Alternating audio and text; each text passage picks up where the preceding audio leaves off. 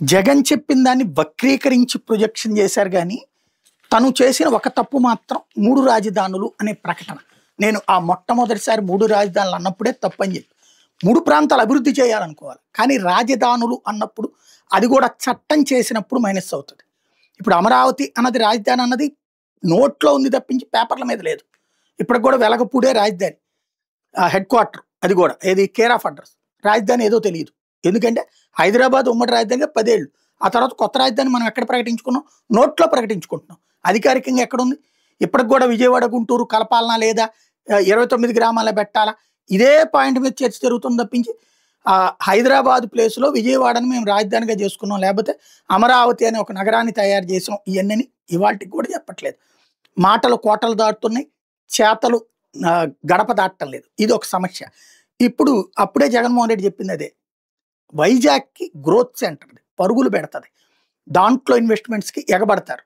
అక్కడ నుంచి వచ్చే ఇన్కంతో మనం మిగతా ప్రాంతాల్లో అమరావతి ప్రాంతాన్ని అభివృద్ధి చేసుకుందాం, అట్లాగే కర్నూలు ప్రాంతాన్ని అభివృద్ధి చేసుకుందాం. అక్కడ హైకోర్టు, ఇక్కడ అసెంబ్లీ పెట్టి అన్నట్టు.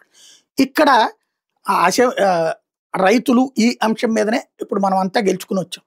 ఇవాళ సీన్ కట్ చేస్తే ఏమవుతుంది?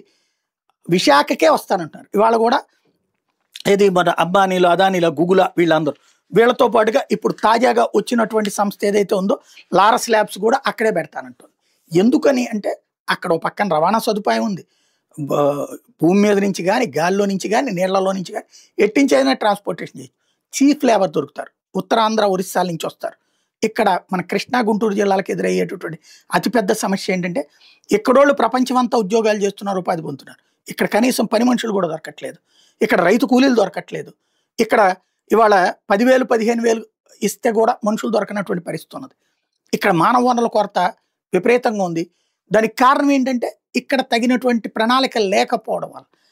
అదే జగన్మోహన్ రెడ్డి ముందుగానే కనిపెట్టి చెప్పుకొచ్చింది. బట్ ఆనాడు దూషించారు, ఈనాడు అదే కరెక్ట్ చేస్తున్నారు. ఇది ఇప్పుడు అమరావతి ప్రాంతం మీదన హోప్స్ పెట్టుకున్నటువంటి తెలుగుదేశంలోని మిగతా టీం ఆగ్రహానికి కారణమవుతుంది. అయితే ఇప్పటికైనా గుర్తుపెట్టుకోవాల్సిన ఒకటే, బాబు గారు చేస్తున్న మంచి పని ఏంటంటే అమరావతిని రాజధానిగా తీయట్లేదు. జగన్ అనుకున్నది ఇక్కడి నుంచి విశాఖ తరలిపోవాలి. ఇప్పుడు విశాఖ గ్రోత్ని కంటిన్యూ చేస్తూ అమరావతి క్యాపిటల్ అన్నటువంటిది ఇది నిదానంగా జరుగుతుంది. క్యాపిటల్, పబ్లిక్ అటెన్షన్ అన్నటువంటిది. బట్ ఇమ్మీడియట్గా అక్కడికి మాత్రమే వస్తారు. అది గుర్తుంచుకోవాల్సింది. జగన్ ఆనాడే ఊహించాడు. కాకపోతే తీసుకునే చర్యల్లో కాఠిన్యం కనిపించింది. ఇప్పుడు అదే అమలు చేస్తున్నారు. కాకపోతే ఇప్పుడు సాఫ్ట్గా కనిపిస్తుంది, అంతే తేడా.